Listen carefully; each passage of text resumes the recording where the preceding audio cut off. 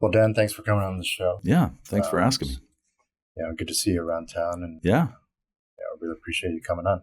see you at the gym all the time. I know. I'm not used to seeing you with your clothes on, but you don't want to tell your audience that. I know. I went to an event a couple of weeks ago. And I saw a bunch of guys from the gym. Like, oh, they look different. I know, right? They got clothes on. Yeah. That's funny. But yeah, why don't you tell the audience a little bit about yourself? I know you have a pretty interesting background. Yeah, so I grew up here on the east side of Seattle, went to high school here, went to the University of Washington, studied accounting, undergrad, went to work for one of the big firms.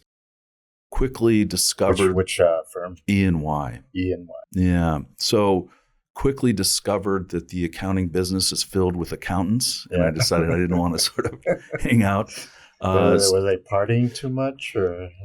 Actually, the firm that I worked for, the group, they were pretty wild. But in general, accounting people tend to be, a little bit more technical, risk averse. They've got just a different, decision making process. I'm a little more entrepreneurial and just felt like I needed to go back. So I went back to the University of Washington, got my MBA, was teaching a senior level class at the time. So I was the only MBA student given full teaching responsibilities, which is interesting because if you think about that, that gave me hundreds of hours of practice in public speaking, right? So I had to prepare all the materials and, to really be an engaging instructor. And this was a class in governmental and not-for-profit accounting. I mean, you're talking a major snoozer. So you had to find ways to make it somewhat entertaining and somewhat performative. So it was a really great experience. And then from there, I left, and I've just been in a series of development stage businesses, in more on the business development side. Is that developing the business case or more development selling? Connecting people to. It's really kind of close to selling, although I'm not the sales type. I'm not the person that picks up the phone and makes a bunch of cold calls. So it's kind of setting the strategy, getting the messaging right, positioning the products, developing strategies to generate interest, and then moving prospects through the sales pipeline. So yeah. So and then for most of my career, I've been in one form of professional services business or another. So I did database marketing for a while, very interesting, kind of early on when relational databases really were not that much of a thing, kind of the early days of Oracle. And then I went into a website development company, very interesting. We were the first company to figure out how to connect SQL Server up to the internet. I was at the database marketing company. Scoofy guy comes by. He kind of gives the pitch to the management team. And you think about it, in those days, we were basically a database marketing company attached to a letter shop and a fulfillment. So we're mailing stuff out. Like fulfillment mailing? Yeah, okay. Fulfillment, like collateral fulfillment. So we worked mainly with big software companies that sell through the channel.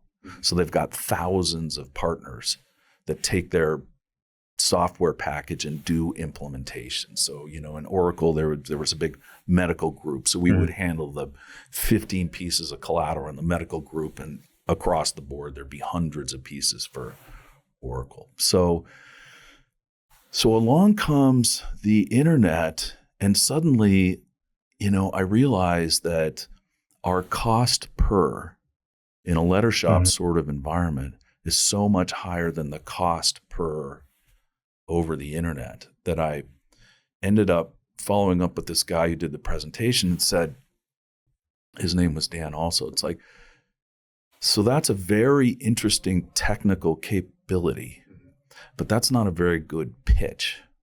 What do you mean by that? I said, well, you know how to connect SQL Server up to the internet. I know what big companies want to do with databases, and that's marketing. And so we took a very strong approach. We partnered with Microsoft and their sales groups.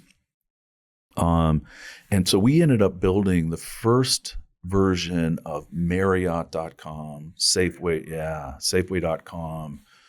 20th Century Fox International.com, Windermere.com. So these big And you're talking when I first entered, the average project was $5,000 to $15,000. 15 was, by the time I left, it was like, if it's not a $500,000 deal with kind of 20% ongoing revenue, we just don't have the capability. So very, very interesting. From there, I did a software company that was in the .bomb era. Yeah. And then I went to work for a company running the Seattle office. It was an accounting and finance consulting business and kind of staffing business. And I was the fourth hire. I was the managing director. And within 4 years, we were the largest office in the world. Wow. 250 people, bigger than New York. What was the name of this firm? Jefferson Wells International. Okay. They had been acquired by Manpower. And along the way, I was asked to be on the executive team leading the rebranding effort. So there was 8 executives picked from around the world to come together, and they hired this really cool agency out of London, multi-million-dollar budget. The meetings were in London and Rome and New York and Paris, where they were spending millions with consultants pulling together all the data. And what was interesting about that, so that would have been back in Manpower. Yeah, they're still around now. Yeah. Oh, they are. That's a huge, huge company. What came across in the research, and I think the tagline we came up with, work the way you want to work, because it was the very early stages of the kind of the fractional. People really don't want to be full-time employees. They want to come together, work for a certain period of time, and then leave, go on vacation for 3 months, and then get another contract position. It was the very early days. And what time frame was this? Would have been 2004 type of thing. Yeah. So then after I ran that big company, we ended up buying a business that was owned by the family that they'd sort of lost control. My father-in-law, when he passed away, really didn't have a good transition plan. So his number 2 took over, bad actor. There was no real governance, kind of draining the business out the back door with compensation. And so we put together a process to kind of get that business back into family hands. And I did that from 2004 till I think I finally sold my shares in 2014. Yeah. So that's kind of... You just got tired of the family business, wanted to try something new? Or? A great deal of conflict. Yeah. So I had been... It's interesting because I also teach at the University of Washington. I teach in this Master of Supply Chain, Transportation, and Logistics program. And I teach a course in finance and performance management. I'm also developing 2 classes in artificial intelligence. But I use a lot of my course material are case studies from this business that I used to be. I was a 40% shareholder. And culturally, this company was very proud of the way they operated. But, my observation as an outsider coming in was like, hey, the 80s called and they want their business processes back. I mean, it was just unbelievable. And when I present some of these case studies to my students, if they've never really worked in a closely held business, if they always worked for a big company, I get the comments like, well, companies don't actually operate like that. Yeah. He's like, yeah, there's a reason why mid-market companies are mid-market companies. Because they kind of just stick to what they know. Yeah. No room for innovation, or they're not interested in innovation, it sounds like. For a lot of those companies. And that was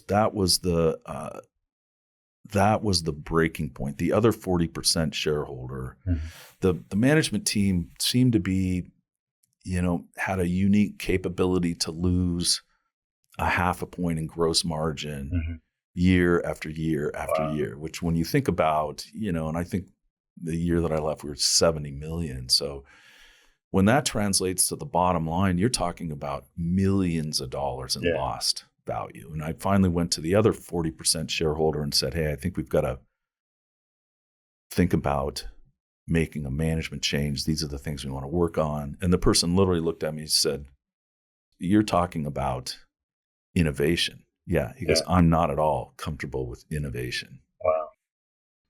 Is it because it was a lifestyle business for the family? And they were just happy with the status quo? Yeah, it's, people have their own sort of frame of reference, the way they make decisions, and personalities of personalities. Yeah. But that out of that experience, I developed this thing where I tell people, look, the only way I want to engage in an organization, if I'm going to be a shareholder, board member, work for somebody, is there has to be a strong culture of accountability. Mm-hmm. There has to be a really strong focus on measurable results. There has to be a cooperative process in solving problems. And the first and foremost thing is there has to be high expectations. Because I believe that people thrive in those sorts of environments. Not everybody, right? Not everybody wants to be held accountable. Not everybody wants to perform at a high level. But to me, if I'm going to engage with an organization, those are the things that I'm looking for. And what I found is people who don't like those environments, they sort of self-select out. Yeah. Right? They eventually leave, and it's like there's too much pressure and too much. Yeah, not everybody likes accountability. You said you were going to do this. Yeah. And you didn't do that. Right. What are we going to do about that? And one of two things happens, right? Yeah. One of two things happen. They don't like those. They decide they don't like those conversations and they leave. Or do you find that's prevalent in today's market, and as the students you're teaching now versus the students you were teaching many years ago? If you're so the program costs somewhere $45,000, $46,000, and these are all working professionals. They tend to be, in their mid 30s. So if you're going to spend that, and it's a 2-year program, and it's just on supply chain, or is this on supply chain executive MBA? Yeah, it's like the executive supply chain. So an individual that's going to spend that much money and that much time, pretty much, telling their family, I'll see you in 2 years because evenings and weekends I'm going to be hitting the books. Those people they're pretty motivated, right? They're pretty darn motivated. And I always ask people at the beginning of the class, just for my own, how many people here believe that other people are always trying their best and they want to improve themselves? And it's like 95% of the people say, yeah, I believe that. It's like, well, of course you do. Because you're one of them. Yeah, that's how you roll, right? Yeah. And it's interesting talking with these people because they get they're wrapped up in issues around grades and stuff. And I said, look, having hired, I don't even know how many people in my career, when an employer scans down your resume and sees that you got a master in science from a major state university on evenings and weekends, they know you know how to work. Don't worry about the grades. You're here to build your network, to build your knowledge. Forget about the grades. Just get it in your head, get the knowledge in your head. And then very important for them to build their network within the program and with the professors. Yeah. So after having done an MBA program, full-time work, full-time school, finished it in 2 years, I understand what it takes to get through that. It's not easy. You're just exhausted, right? Right. At the end. And you're right. It's not about the grades. It's about the network you build. Yeah. When did you get your MBA? 2008. Yeah. It's a bad time to graduate, by the way. Yeah. Right. Because of the crash happened. Yeah, but I'm sure you're already finding that the people that were in your class are now rising to some very senior levels and will continue to do so, right? I mean, I'm sure there were some really strong leaders in that program. Yeah. Was that here at the University of Washington? It was at Seattle U. Seattle U. Yeah. But still, great program. And so I have friends running business units now within large organizations. Yeah. And that's invaluable because those people you can pick up the phone and call. And the other thing I tell my students is, Seattle's a pretty small community. So, and we all leave footprints in the sand. I said, you probably don't realize how many people my age get a phone call saying, hey, I'm looking at a resume. I see this person worked for you. Or was this your student? Yeah, that's right. Yeah. What's your impression of that person? Yeah. And it's a great honor to be able to say, if I would have known that person was looking and if I had an open spot, I would hire him. Just light your hair on fire and get that person in the door. And then there's other people where I can't really comment on that. Right. Which really speaks volumes. Behind the scenes professor talk. Yeah. So what are you excited in the what excites you about the logistics space as it relates to AI? Well, I think I'm just excited about the AI space in general. The logistics just kind of comes with my job. So I'm not really an expert in supply chain. The last company that I owned was a big distribution company. I think we had 4 logistics centers and we had about 10,000 SKUs and about 7,000 ship to locations. But I didn't really get involved in the nuts and bolts. I'm more finance. Well, not even finance. No, in fact, it's interesting because in my class it's called Finance and Performance Management. And I tell my students that I'm here to equip you to break from the tyranny of the finance people. Because finance people tend to follow a certain logic process. They tend to be very risk averse. They pretty much hate most ideas. I was just on the phone with a guy who runs a big fractional CFO firm, and we were talking about AI, and he's like, I can talk to my people, but pretty much going to be, so they're going to be very skeptical about AI. So I'm really excited about AI. I think there's huge possibilities in the logistics space.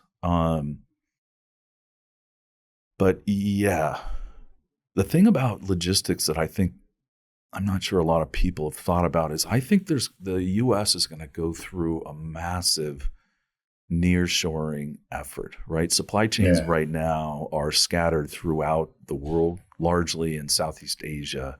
And they're bringing that stuff back because it's a challenge. It is a challenge because there's a lot of moving parts. What would you say are the top 3 challenges in that space right now? Well, you've got to completely re-engineer your logistics, right? So you've got these plants that are set up out there, suppliers that you're buying from. You've probably trained them in engineering your product, and there's local trucking companies that get everything to the port, and then there's shipping companies that get everything from the port to whatever port you want it, and then trains. And so to take that capability and move it to, say, Mexico it's a complete effort. It's a huge strategic planning, project management, change management process. In fact, I have a friend who was the president of a big company who went through a nearshoring effort. They had 4 plants and this was like a $2 billion company. Yeah. They had 4 plants in South America. They decided to build 1 mega plant. His predecessor did. Eventually selected South Carolina. This guy said that actually Nikki Haley, personally as the governor, would pick up the phone and talk to him, pitching the deal, managing, how's my team doing? And he said she was just fantastic to work with. So basically like, hey, come to South Carolina. Exactly, right? They put together instead of that state. Yeah. They put together a whole package. But ultimately, this friend of mine lost his job because it just didn't go well. I mean, it's a great idea, but just all the moving parts just did not go well. So that's what companies are So is facing. that process halted, or? No, I think you just keep turning the wrench and tightening things down, and you get it dialed in, because it was a multi-billion-dollar effort. What's driving that? I think just the logistics and South America, and I've had two. Is it geopolitical? Is it? Yeah, cultural logistics. I mean, I've had two friends, that guy and another friend of mine who was CFO of a big company, where they both had significant fraud challenges in South America, one country in particular. Yeah. So, yeah, just kind of getting things more under control. And that's a cost that people don't consider in the math, right? Yeah, I'm doing some work with a Brazilian company right now, who it's an AI company, and they're launching here in the United States. And one of the executives lives in Southern California, and he was on the call a couple of months ago, and he just mentioned, he goes, yeah, so the second time that I got kidnapped, I finally decided to move to the United States. I'm like, wait, can we go back? And everybody's like, what? What happened the first time? Yeah. And they all were just like, oh. Wow. All the Brazilian people were like, yeah, he's been kidnapped twice. Like, it's just. Like it's a thing. It's totally a thing. It's like you just got hit by a car. It's like, you just get back to work. Unbelievable, right? Wow. Can you imagine? And I don't want to imagine. Yeah. Big shout out and a huge thank you to Zeakin for making this happen. They have an amazing platform. Check out their website, zeakin.com, zeacon.com. So, in terms of AI, I think we were talking about this the other day. I just think that there's an entire we're conducting a survey about AI adoption in the supply chain at the University of Washington. And some of the more interesting results are coming back that people are reporting that in general, they feel fully equipped to deal with the onset of AI. But their companies really aren't planning on doing anything significant in 2024. And the companies are not spending any money on training for these people. Interesting. And I just think that, and so I have set about doing a study of studies. I collected 20 other studies from around the world, and I actually built a little custom GPT to help me analyze the results. So employers are reporting that they feel like their organizations are just not at all equipped to deal with AI. Why is that? Because they have the wrong people. That's the second takeaway. So it goes back to what we were talking about, the innovation. Yeah. You think people are afraid of their jobs if AI comes in? Yeah. Yeah. Our particular survey, people are saying that they're not worried, but I think everybody should be worried. Everybody needs to be, I think, a certain level of concern that gets you back into the books and studying, and not even books, because by the time a book is published, the information is out of date, but, watching YouTube videos and reading articles. Yeah, because we were talking the other day, right? We were talking about how the Industrial Revolution was about replacing muscle. Yeah. And now we're replacing the brain. Yeah. Let me give you a good example. So we're going through a little bit of a repositioning exercise in the program at the University of Washington. And having been involved in branding and marketing and positioning issues over the years, what I did was I built two GPTs. One is a branding and positioning expert that I pointed at a website, and it comes back and it gives me a 10-point analysis of their brand position. What's the value proposition? Who's the target audience? 10 points. And so I pointed it at 20 other master of supply chain programs across the country. I said, give me the positioning statement for those companies. The GPT that I built probably took me, shouldn't say this, it took close to a day to get the prompt right. But then it took me only about 2 hours to get these 10 highly intelligent analyses back from these 20 companies, or these 20 programs, this 10-point analysis. It's like I had a University of Michigan marketing expert to write these reports. I then took those 20 and put it into the second GPT that's designed to be kind of a branding and positioning expert. Wow. And started querying and saying, where does the University of Washington stack up? How do we fit? What's our value proposition? You start asking all these questions. And, sort of start to finish, that took me 2 days. And I sent the results to, our program director, and she was like, this is unbelievable. She said, when you started the project, I expected to, look at the analysis and think, this is hallucination, it's a bunch of BS. She goes, this is like spot on. I had done the very same exercise about 8 years ago for the program, and I was only able to analyze 6 programs just because I only had so much time. But that's the key thing, right? Like when you say so much time, you did this in what? 2 days. 2 days. How long was that study that you did? 2.5 weeks. 2.5 weeks. Before. Yeah. And that was only 6 programs. Yeah. And all of it was, I'd have to review the website, use my own intuition. I didn't have this 10-point apples to apples. Yeah. So, think about that. We would have had to hire it probably would have been a $40,000, $50,000 project for our marketing agency at the University of Washington to do that. But I couldn't. Or even get some student and put in his hours, right? Yeah, exactly. So that's the type of thing that. And that's something you're just doing, having coffee on a weekend and playing that's around. Exactly, yeah. Exactly. So I think those things are.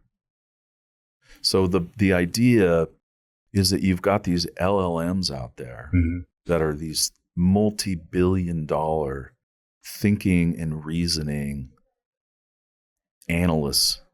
An LLM is learning language model. Yeah, large language model. Yeah, sorry. So it's like ChatGPT, Gemini, Claude. So you have these multi-billion-dollar thinking and reasoning analysts that can sit on top of corporate data and make sense of it all. It can take financial statements, it can take PowerPoint slides, it can take media in almost any form from a corporation's knowledge base, giving end users this simple graphical user interface where you ask questions. And the basic process of asking questions is like programming the LLM. That's how it takes it.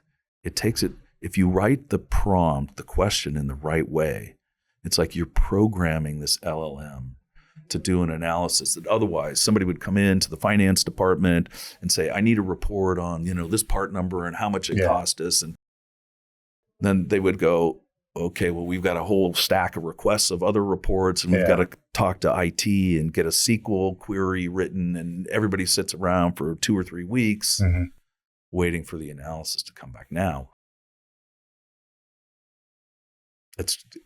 there is a tectonic plate shift coming that I just think most people don't realize. So how do we take advantage of this? You got to get ahead of it. Yeah, you got to learn. And where do you get the resources to learn? Is it a local library? Or? No. By the time a book is published, it's so out of date. So I think the number one thing people should be thinking about doing is watching, following certain YouTube channels, right? There's some that are really technical, some that are less technical. It's almost like Bitcoin in the early 2000s.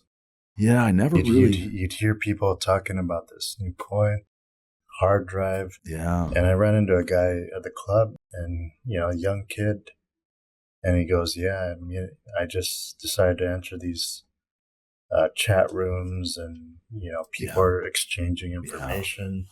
And now he's running a consultancy on crypto. Yeah, and that's the way you do it. I mean, you've got to be self-taught. I mean, I think even taking classes on Coursera, okay, that's going to help, but it's too late. How long ago was the content developed? How long did it take them to record it? How did they resource it? How are they publishing it? How old is it? Yeah, it's funny you mentioned that, because I did sign for a Udemy course. Yeah. I'm like, this information's old. Yeah. I already know all this. Yeah. Yeah.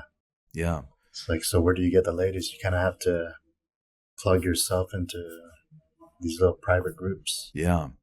So I'm collaborating with a student to build 2 courses for our program. One is kind of a 1-credit quick intro to how to interacting with generative AI. Mm-hmm. The other one's going to be much more detailed. How do you do use cases? How do you build models? How do you train models? Those types of issues. But what's interesting is we gave a presentation to our board of advisors just last week, where we showed, hey, these are the things we're working on. This is what we demoed in class. And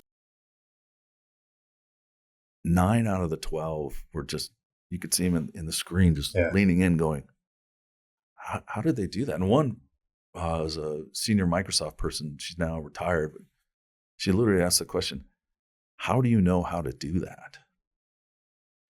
And so, as we're building the planning for these courses, one's going to be late September, the other one's going to be just general of the fall quarter.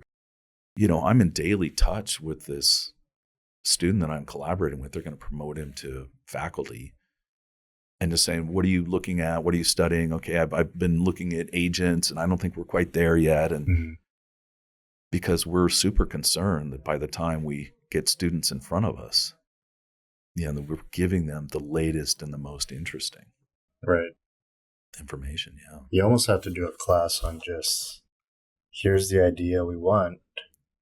You go out there and you find information. Yeah.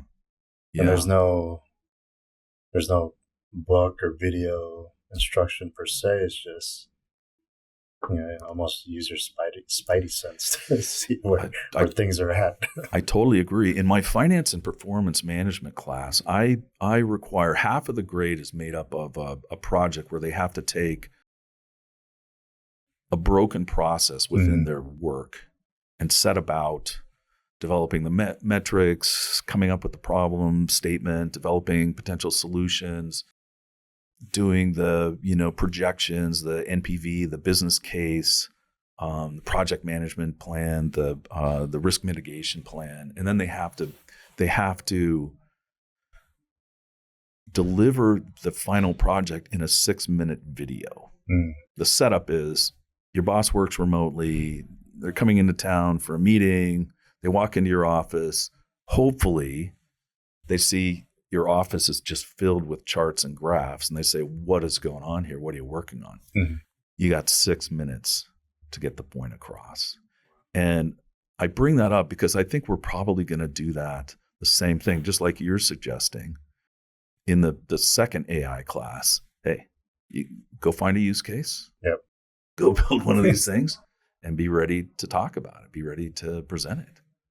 You're exactly right. Yeah, because if what you're saying is information becomes irrelevant like that, then you need to be on the pulse and the source of the information. Yeah.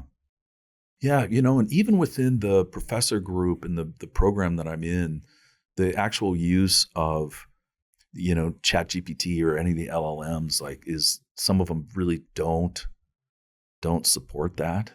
I just had a student. They think it's akin to sort of cheating.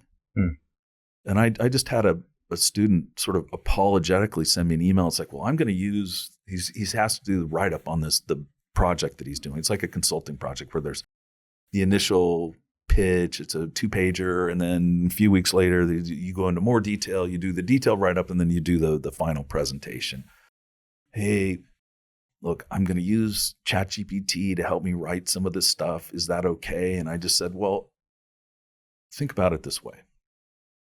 When I was doing my PhD studies, I was preparing a paper. All the ideas were mine, the research was mine. But the last step is to send it off to a professional copywriter who cleans it up. I said, now, there's no neural interface for ChatGPT to go inside your head to think about broken processes within your workflow. Right. You have to describe that. But using it as an editor to clean up the writing, why wouldn't you do that? Yeah. So my view is that is going to be the new way to work. So let's just set about doing it that way in this class so that you get used to it. And some people, it's weird. They kind of like, it's like, what's the catch? Yeah, I know. But don't you think?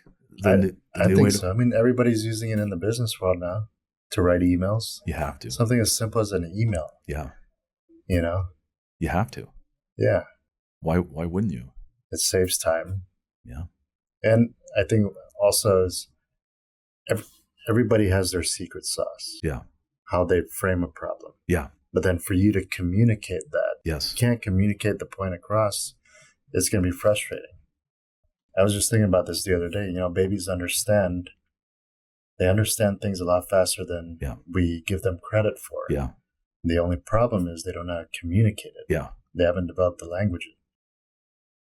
But if there's a way for them to communicate with you at an earlier age, I'm sure that they'll figure that out. So ChatGPT is like this thing where you're asking it, like, hey, here's what I'm trying to communicate. Can you help me? Yeah. Communicate to this group of people.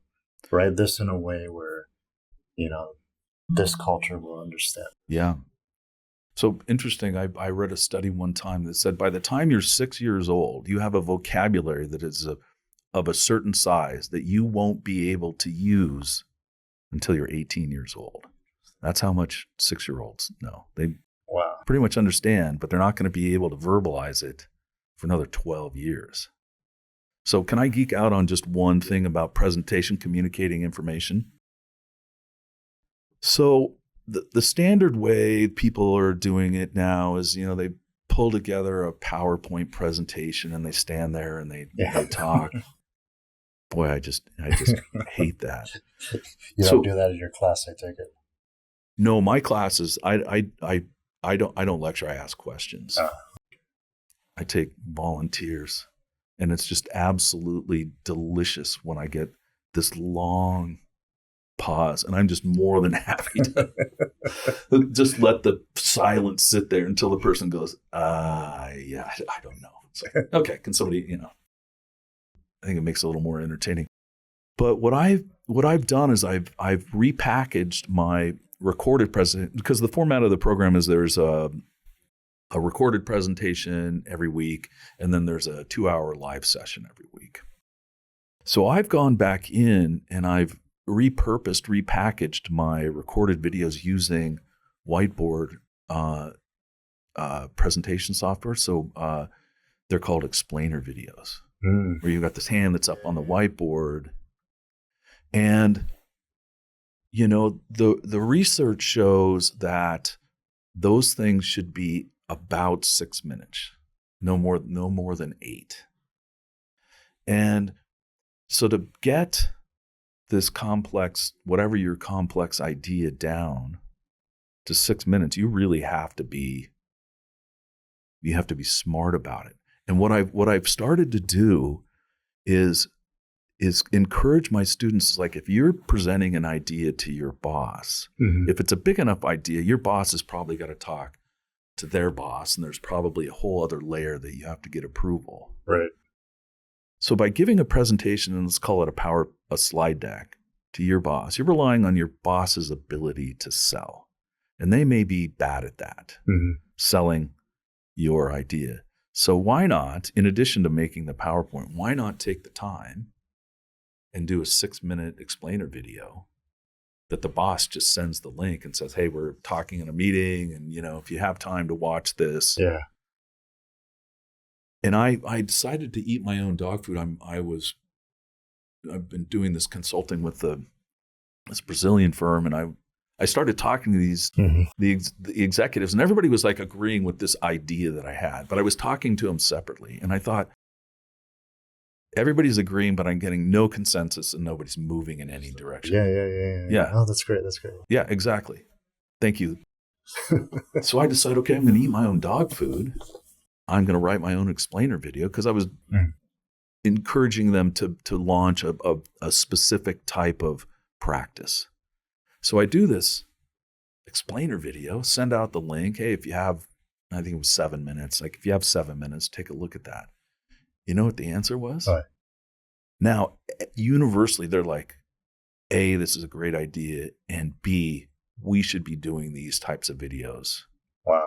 For our client presentations. Do you have an example here that really stood out for you, or any of your anything that you've done that's on YouTube? Yeah, it would be on my channel. I'd have to log in. So it's a private video. It's a private video. I see. Only my link. I see. Just because it's a good enough idea. I just tell people, don't share this link with anybody. Okay. But how about like one that inspired you? Oh yeah, there is one. It's by this Dutch guy, and it's something along the lines of AI explained in 19. Do you want me to? If I find the link, can I send it? Yeah, we can put it up here. Yeah, I just don't remember exactly what it is. Yeah, you remember the Dutch guy? No, it's a name that's, but it is brilliant. Send it over to me. I'll send it over, because it's because I'm thinking like for my business. Why not, right? Why not? Yeah. And because if you think about it, I'm a visual learner. And so if you've got this kinetic thing that's happening, even though it's the equivalent of typing in the bullet points that you might use on a PowerPoint, but you got this hand and you've got a way to kind of move the camera around the board. It's like me standing in front of a huge classroom. And what I would used to do is like, I would write in different sections of the board, because people would have to watch me walk back and forth and watch me write things, and become somewhat performative. But that's what those videos are. You get the visual learners, auditory learners. It's unbelievable. So yeah, I'll send it over, because this one video and all the comments are like, this is one of the best explanations of AI I've ever seen. Yeah. I wish I could remember the exact. Yeah. So that, I think, for people, because and that kind of goes back to the concept of learning. I think that's how people are consuming information now, right? Oh, videos. Sound bites. Yeah. Videos and sound bites, right? It's quick. It's visual. It registers with you. You're engaged. Yeah. Yeah. Now, again, the distribution of people, I'm sure most of my students are like, this guy's a whack job. Why would I do that? Why would I take all that time to learn? But it's like, hey, if I were you. And it's time consuming. I think the first one I did, it was too long, and it took me a week to do it. Well, now I can crank them out in. Yeah. Well, I'm sure there's an AI program that will do it for you. Yeah, not quite yet. The one thing I would tell people if they're studying and they're following certain people on YouTube is there's a lot of hype and fluff out there. When you really crack open and say, okay, AI agents as an example, you really I try to build some of these things. You just go, nah, it's not. So a healthy dose of skepticism with some of the things you're seeing out there, because you got all these promoters and content creators that are kind of a little too slick by half. It's let me show you how to start a business. Oh yeah. Create your funnels and yeah. And they're on a surfboard in Bali or something. Yeah. You ever been? No. I've never been to Bali. Yeah. Friends that go there. I used to have a bunch of friends that lived in Hong Kong, and they're just like, hey, we're going to go to Bali. Do you want to join us? I'm like, yeah. So like, I live in Seattle. Mm-hmm. You guys are an hour and a half away, 2 hours away from Bali. It's just not. Invite them to Vegas. Yeah. Hey, Dad, we're going to go golf in Thailand. Do you want to join us? Like, okay, let me show you the map again. It's 13 hours to get to Taipei. Yeah. What's the most favorite place you've traveled to? Palawan in the southern Philippines. It's the set of islands that jet out into the South China Sea, and they're kind of close to Vietnam. I've done scuba diving down there many times. It's just unbelievable. And Bora Bora too, because I think both places it's just so hard to get there that the ocean is really healthy. Mm. I went scuba diving 2 years ago in Belize, and I had been there 2 years prior. Man, I was pretty depressed because the reef was really distressed. Just too many people. Yeah, it's really a bummer when you go down and you see just what was a paradise, and now some of the corals being choked off. Wow. Yeah, man, it's just because of tourism. Yeah. I think it's only gonna post-pandemic. I think the tourism has even gone crazier. Mm-hmm. So, yeah, I lived in Spain for a couple of years. What was that? What part of Spain? Southern Spain, Malaga. Yeah, it was mainly during the pandemic. So if you got to be. So were you teaching from Spain? Yeah. Oh wow. Yeah, I teach one night a week, right? So that's 2:00 in the morning to 4:00 in the morning. But the Spaniards have just a completely different. That most don't even have dinner until about 10:30 or 11. So you're just getting. A lot of people are just The pattern of life down there is typically they go into work at 10-ish. Mm-hmm. They work till 1:30. They then go home, have lunch, take a siesta, go back to work about 5, and then they work till about 8. 5 p.m.? 5 p.m. So 4 hours siesta? Yeah. 3.5 hours, and then they go back to work for 3 hours, work till about 8, come home, get themselves organized, go out to dinner 10, 10:30, 11 o'clock. It's not a bad. That doesn't sound bad because you figure, the Spaniards have multi-billion-dollar corporations too. Oh yeah, it's a first world. Surviving. Yeah. On that model. Yeah, it's a first world. I think the office workers in Madrid probably don't disappear for 3.5 hours in the middle of the day, but most everybody else. What's interesting about that? So which class of workers getting the 4-hour siesta? Pretty much the if they work for a Western corporation, they don't. They kind of fall into the 8 to 5 habit. And I think office workers in Madrid, but the vast majority of the rest of the country is if you work in retail or yeah.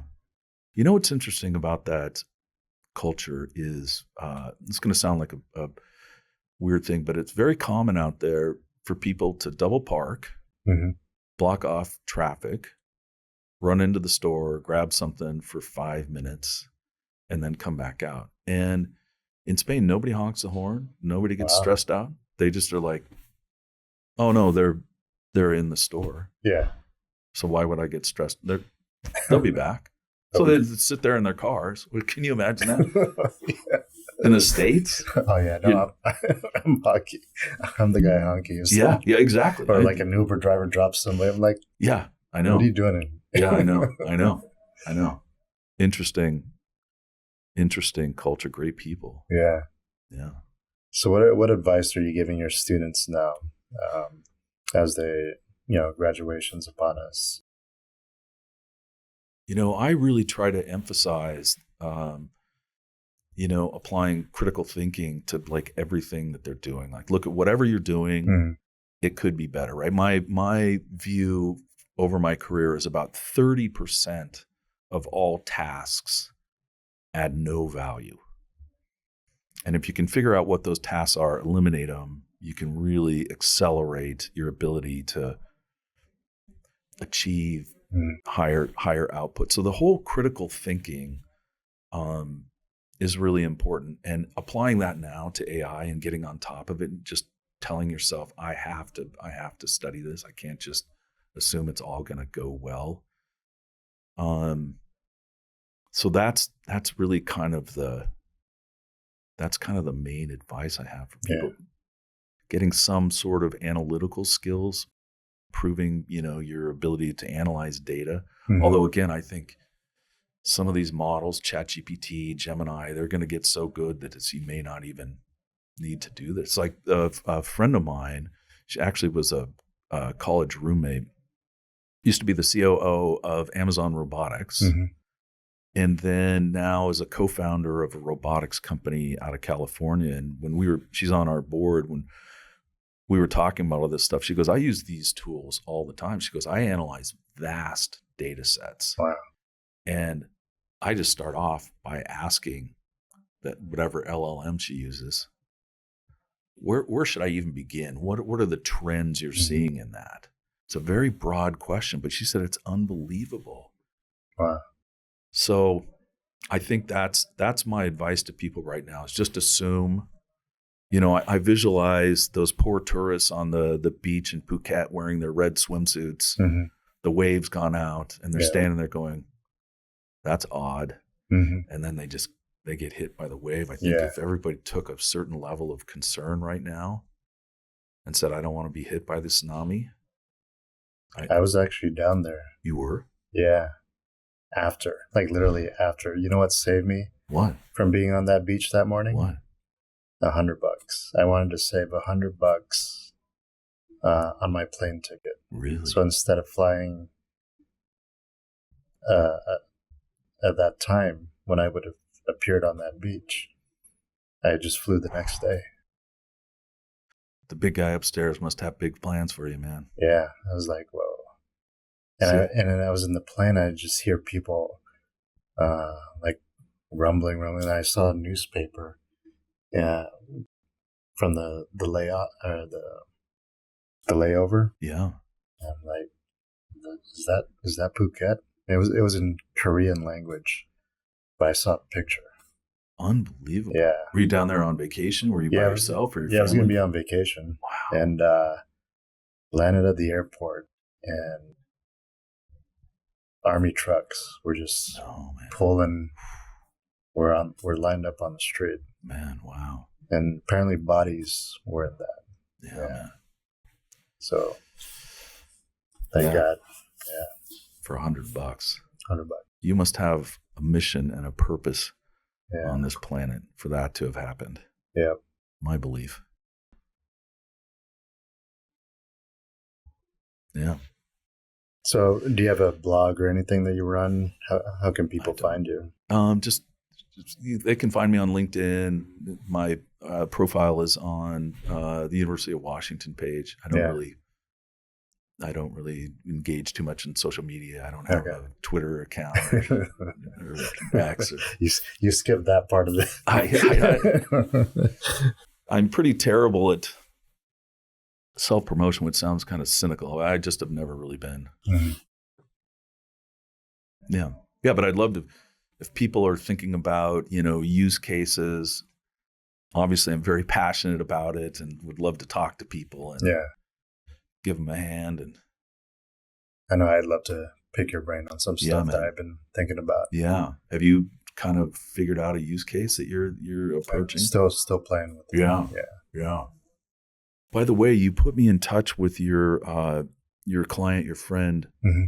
Nika. What an amazing conversation. What an amazing person. Yeah, she taught at the UW too. Yeah. So we're strategizing on ways that we might work together, because she's got a strong background in decision science, mm-hmm. which I think one of the issues that's coming up in the survey that we're doing is we ask people what are the main drivers for implementing AI, and mm-hmm. top of the list is process improvement, and the second one is improving data-driven decision making. Mm. So Nika and I are talking about ways we might be working. I'm glad you guys connected. Man, that's amazing. Yeah, cool, man. It was really a great intro. I love having conversations with people. They're open. Right. She sounds entrepreneurial and brainstorming. So anyways, that's good. Well, hey, thanks for coming on the show. No, I really appreciate it. Yeah. And look forward to having you again. Yeah. forward to seeing you in the gym. Yep. You're there way more regular than I am because every time I'm in there, I see you. If I don't start my day at the gym, it's an off day. Yeah. Yeah, cool. Well, thank you. I've really enjoyed being invited. It's an honor. Yeah, awesome. Thank you. All right, take care. iTunes and Spotify as well. Thank you for watching. Thank you for tuning in. Step into the unscripted arena.